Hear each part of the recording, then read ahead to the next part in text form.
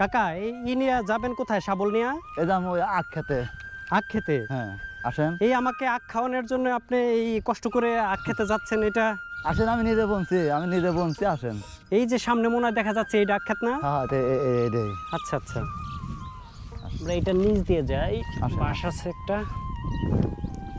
বাসের নিচ দিয়ে যাচ্ছে। ওই যে কাকা যাচ্ছে, অনেক সুন্দর আখ ক্ষেত, খুব খুব সুন্দর হয়েছে, অনেক সুন্দর আখ হয়েছে। কাকাকে বারবার না করলাম যে কাকা খাবো না, কিন্তু কাকা আখ খাইয়েই ছাড়বে। কাকা বলতেছে যে না, আখ খেতে হবে, আমি নিজে বলছি এই আখ খেতে হবে, তাই কাকার সাথে এই যে আখ খেতে যাচ্ছি। দাদা দেখছেন কত সুন্দর আখ? দাদা ভাই সেই আখ হয়েছে না।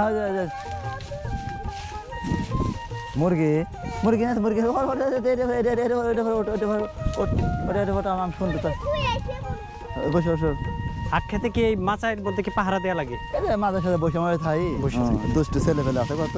এই যে এখানে একটা মাচাল দেখতেছেন, এই মাচালটার মধ্যে কিন্তু বসে অনেকে রিল্যাক্স করে, মজা করে, আর একটু হয়তো পাহারার কাজটাও লাগে অনেক সময়। মোটামুটি বড় আখ ক্ষেতটা, সেই সুন্দর, অনেক বড় একটা আখ ক্ষেত।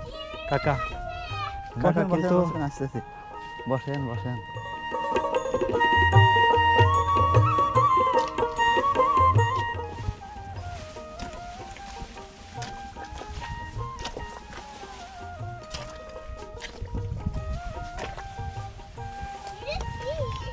এই যে দাদা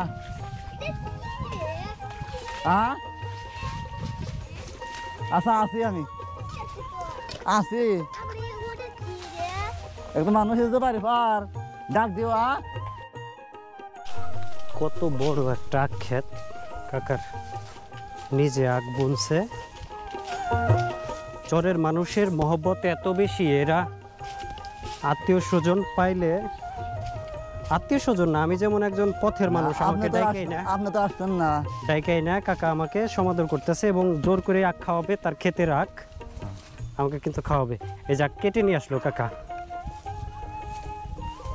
বড় বড় দুইটা আখ কাটছে।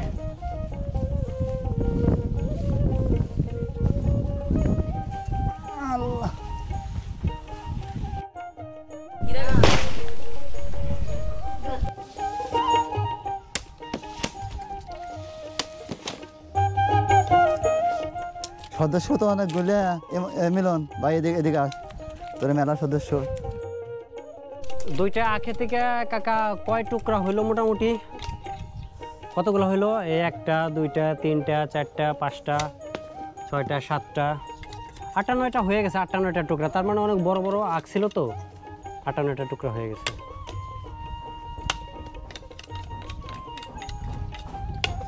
সব সময় আসলে মানুষ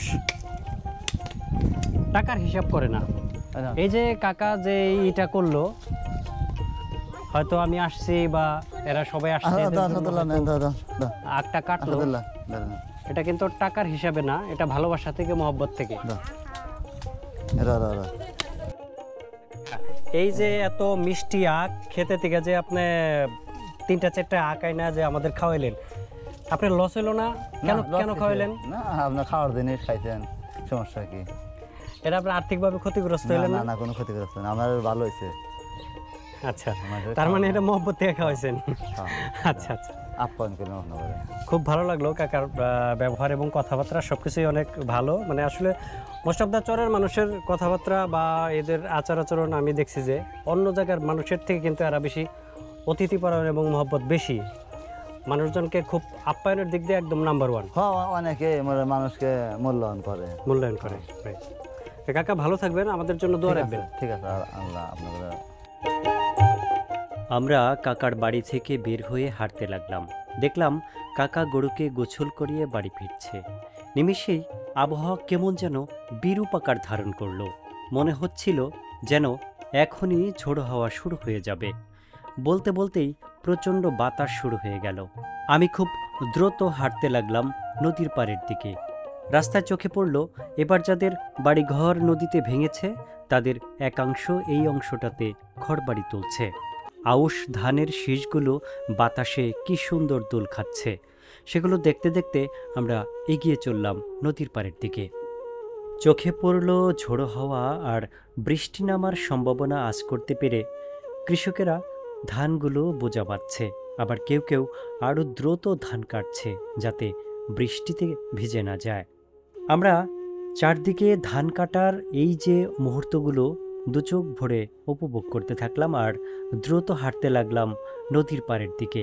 কারণ নদীতে যদি বেশি ঢেউ উঠে যায় অথবা নৌকা যদি না আসতে পারে এপারে, তাহলে কিন্তু আমাদের যেতে বেশ কষ্ট করতে হবে।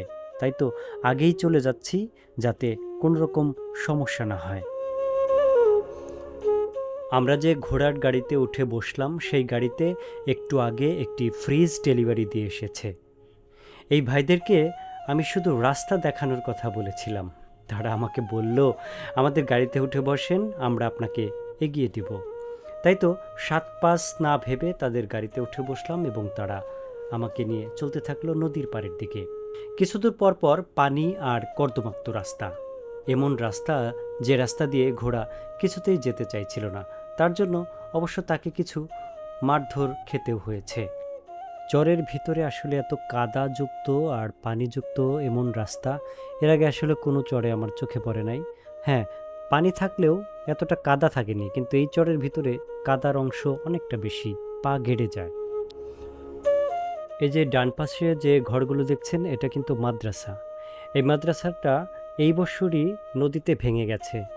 নদীর ওই পাড়ের দিকে ছিল, যেখান থেকে ভেঙে এসে এইখানে আবার মাটি তুলে তারপরে নতুন করে এই মাদ্রাসাটা করা হয়েছে। একটু শুকনা যায়, একটু শুকনার পর আবার পানি। এই পানির রাস্তা দিয়ে যেতে আমাদের হয়তো ঘোড়ার গাড়িতে তেমন কোনো কষ্ট হচ্ছিল না, কিন্তু ঘোড়াটার অনেক কষ্ট হচ্ছিল দেখে খারাপ লাগতেছিল, কিন্তু কিছু করারও নাই, কারণ এই রাস্তায় গেলে ঘোড়ার গাড়ির চেপেই যেতে হবে। সামনে এগোতেই আমাদের চোখে পড়ল একটি সুন্দর রাস্তা, দুই পাশে গাছের সারি, এবং দেখলাম মিস্ত্রিরা নৌকাগুলো ঠিক করছে। ওই দূরে দেখা যাচ্ছে কতগুলো ছেলে পেলে পানিতে ডুব সাঁতার খেলতেছে। মাদ্রাসা থেকে শিশুরা বাসায় ফিরছে। এই যে বিকেলের যে অপরূপ সৌন্দর্য, গ্রামের যে দৃশ্যগুলো, এই দৃশ্যগুলো দেখলে যে কারো মন ভালো হয়ে যায়। আপনি ফিরে যেতে বাধ্য আপনার সেই দুরন্ত শৈশবে, যে শৈশবে ছিল না কোনো বাধা, ছিল না কোনো নিষেধ, যখন ইচ্ছে করলেই পানিতে ডুব সাঁতার খেলা যেত। গ্রামে যাদের বেড়ে ওঠা, গ্রামীণ শৈশব যাদের রক্তে মিশে আছে, তাদেরকে এই দৃশ্যগুলো নাড়া দিয়ে যাবেই। এই যে এদিকে একটু তাকিয়ে দেখুন, পানিটা কেমন ঝিকঝিক ঝিকঝিক করছে, আর ওই বাড়িগুলোকে মনে হচ্ছে যেন পানির উপরে ভাসমান একটি নৌকা। পানির মধ্যে দুটি ঘোড়ার গাড়ি মানুষ নিয়ে যাচ্ছে এবং গাড়িটি পানির মধ্যে ডুবে যাচ্ছে। এরকম দৃশ্য আগে কি কখনো দেখেছেন? আমার মনে হয় না। এরকম অপূর্ব দৃশ্য চর ছাড়া কখনোই চোখে পড়া সম্ভব নয়। আমার ভাগ্য অনেক ভালো যে দুটি গাড়ি একই সাথে পাশাপাশি এসেছিল এবং আমি নিজের চোখে এই দৃশ্য দেখেছি এবং আপনাদের জন্য ক্যাপচার করে নিয়ে এসেছি। এটা আমার সৌভাগ্য বলবো। দুটো রাজাহাঁস আমাকে দেখে আমার দিকে তাকিয়ে থাকলো অপলক দৃষ্টিতে, যেন আমাকে জিজ্ঞেস করতেছিল নদী তো ভেঙে যাচ্ছে, আমরা কোথায় যাব বলতে পারো? দেখুন নদীর পাড়ের বাচ্চাগুলো কত সাহসী। তারা একটা গাছের গুড়ির উপরে বসে আছে। এখান দিয়ে ভাঙন কবলিত এলাকা, ভেঙে যাবে কিনা সেটার কোনো ভয় নেই।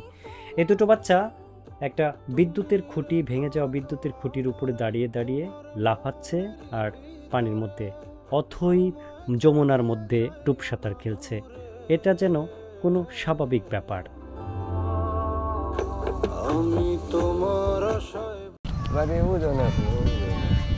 মানে এখন যেই নদী দেখাচ্ছেন ওই নদীর ভিতরে ছিল, নদীর থেকে এখন ভেঙে কোথায় নিছেন? বাড়ি এখন কোন জায়গায় আছে? ভিতরে করছি। ওই জায়গার নাম কি? কাশিদাম রাখে না, বাউন্দি, ওটা বাউন্দি কয়, বাউন্দি মধ্যে বামন্দিতে পড়ছে না? হ্যাঁ। তো আপনার জীবনে কয়বার ভাঙছেন? বহু ভাঙছে, মনে করো যে 12-13 বার। 12-13 বার ভাঙছে। তো এই 12-13 বার বাংলে তো জীবনের কিছু নাই মনে হয়। না তো এখন কি অবস্থায় আছেন? এখন ওই ছেলে পেলে করে হাঁটতে হাইরাট করে খায়। আচ্ছা আচ্ছা। তো এখন যে বাড়ি ঘরে এখান থেকে নিছেন সেটা কতদিন আগে গেছেন? বছর হানে বছর বছর 2 বছর 2 বছর আগে এখান থেকে গেছেন।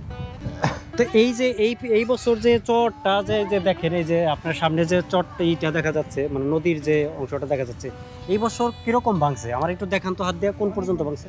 ও যে পর্যন্ত ও যে দেওটা ইংলিশের দেওটা 20টা ঘর গেছে, দোকান পায় মনে করো ওই যে তুফান ভাঙতেছে ওই পুরাটা ভাঙছে? ওই পর্যন্ত ছিল এবার না? হ্যাঁ ওই পর্যন্ত ছিল পুরা, এইবারই সব ভেঙে গেছে। এইবারই তার মানে কি এইবার বেশি ভাঙছে অন্যান্য বারের চেয়ে, না এবার কম ভাঙছে? এবারে ওইটা বেশি ভাঙছে। এইবার বেশি ভাঙছে। কাকার সাথে কথা বলতে বলতে আজকে এই চট থেকে লাস্ট যে নৌকাটা সেটি কিন্তু চলে এসেছে এবং এখনই ছেড়ে দিবে। নৌকার মাঝি আমাকে ডাকলো যে ভাই তাড়াতাড়ি উঠে পড়েন, আমরা এখনই ছেড়ে দিব। এবং এইটাই আজকের লাস্ট নৌকা, মানে এখান থেকে জাফরগঞ্জ যাওয়ার লাস্ট যে নৌকাটা সেটা এটাই। এরপর আর কোনো নৌকা নাই, এরপর আর জাফরগঞ্জ যাওয়ার আর কোনো উপায় থাকবে না। গেলে হয়তো আগামীকালকে সকালে যাওয়া যাবে, কিন্তু আমি যে নদীর উপরে বাইক রেখে এসেছি তাই তো আমাকে যেতেই হবে, আর এই নৌকাটা কোনোভাবেই মিস করা যাবে না। নৌকায় উঠে বসলাম এবং নৌকাটা ছেড়ে দিল। আমাকে ওঠানোর পর নৌকাটি আরেকটি ঘাটে গিয়ে থামলো এবং সেখান থেকে কিছু মানুষ নামালো এবং নতুন আরও কিছু মানুষ উঠে বসলো। কারণ হলো আজকে এই নৌকাটি আজকের দিনের জন্য শেষ নৌকা, তাই তো প্রত্যেকটা ঘাটেই এই নৌকাটি তাদের নোঙর দিচ্ছে যাতে সেখান থেকে শেষ যাত্রার যেসব যাত্রীগুলো আছে তারা উঠতে পারে। নৌকাটি চলতে শুরু করলো, আমরা অপরূপ যমুনার যে দৃশ্য সেটা দেখতে লাগলাম। কি অপূর্ব এই নদীর দৃশ্য, যারা নদীতে না এসেছে তারা কখনো বুঝতে পারবে না। নদীর মাঝখানের অপূর্ব দৃশ্য দেখতে দেখতে কখন যে নদীর পাড়ে চলে এসেছি খেয়ালই করিনি। নদীর এপার দিয়ে কি অপূর্ব দৃশ্য, নীল আকাশ, এবং এটা হলো এই যে রাস্তা দিয়ে আমরা যাচ্ছি এটা হলো চরের মাঝখান দিয়ে একটা ছোট খালের মতো হয়েছে যেটা যমুনার মাঝখানে পড়েছে, এবং এইটার মাঝখান দিয়ে গেলে আমাদের গন্তব্য যেটা হলো জাফরগঞ্জ। আমরা খুব শীঘ্রই জাফরগঞ্জের দিকে চলে এলাম এবং কিছুক্ষণের মধ্যে আমাদের নৌকাটা জাফরগঞ্জের ঘাটে ফিরে যাবে। কত চাচ্ছেন ভাই মাছ এগুলো? 2 কেজি রবার আছে 850 টাকা সব কটাই। 2 কেজি রবার আছে না? জি। এখানে আছে হলো আপনার ইলিশ আর হলো আছে হলো গাইরা মাছ না? পাঁচা না? মাছের দাম কমে গেছে 400 টাকা কেজি বর্তমান।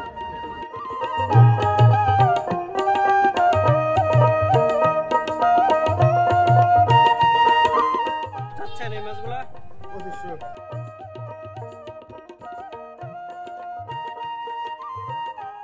তারপরে বলেন না আপনার 2000 হলে দিতে পারবে না? কয় কেজি মাছ হবে? কয় কেজি মাছ হবে? 3 কেজি দিলে নেই ধরে। 3 কেজি